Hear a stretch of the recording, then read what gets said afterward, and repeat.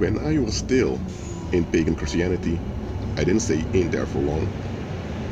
They often spoke about revival, end-time revival, that what they call the church had to be revived again. Needed to have the fire of the Spirit again. In almost all denominations, they talk about revival, almost. Because I also followed broadcast systems of other, say, Babylon churches. I call it Babylon churches now. At the time, just thought it was just a church. But I always had my doubts back then, even when I was in Christianity, thinking it was the right way. I told you before that I sensed something was wrong. And about those revivals they always spoke about, I always heard them talk about revival. But I seldom hear them talk about the cause of revival. What I mean is, if you look at the New Testament, in the book of Acts, when revival came, there was an increase in people that came to Christ. That's true. There was an increase also in demons being cast out, in sickness disappearing, in material abundance manifesting. That's all true. However, in Babylon church, you don't talk about material abundance, which is of the devil, so-called. But you also had a lot of retaliation against the manifestation. That was the result of the revival.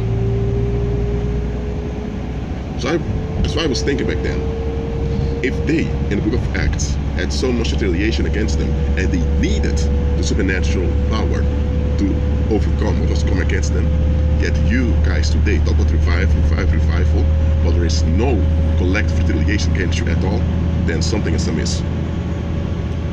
And in this video I want to warn you about superficial revival.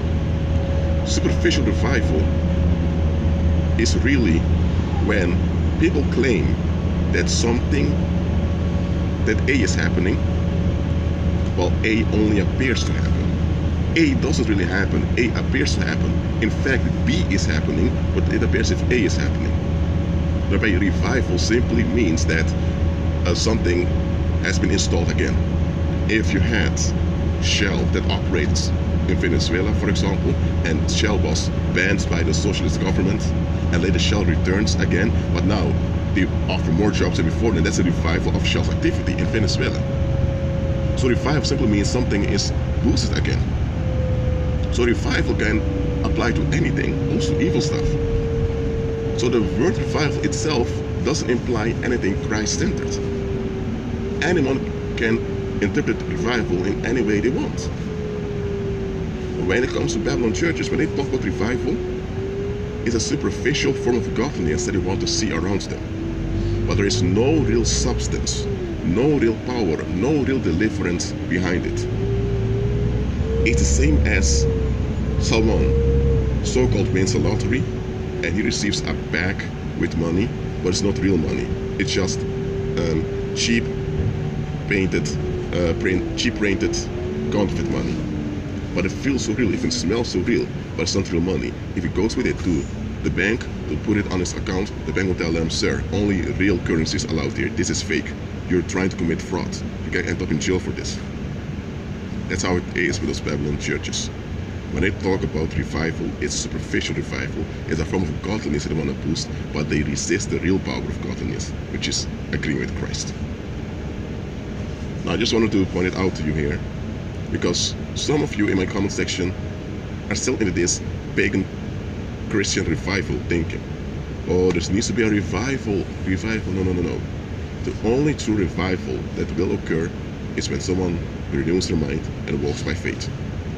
That's a true revival. And when it happens with multitudes of people, that's great. But that's the only type of revival you will see that's Christ-centered.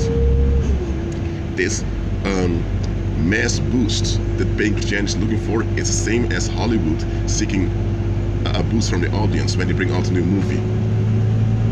It's the same thing. They want the masses to be overwhelmed and intoxicated with their product.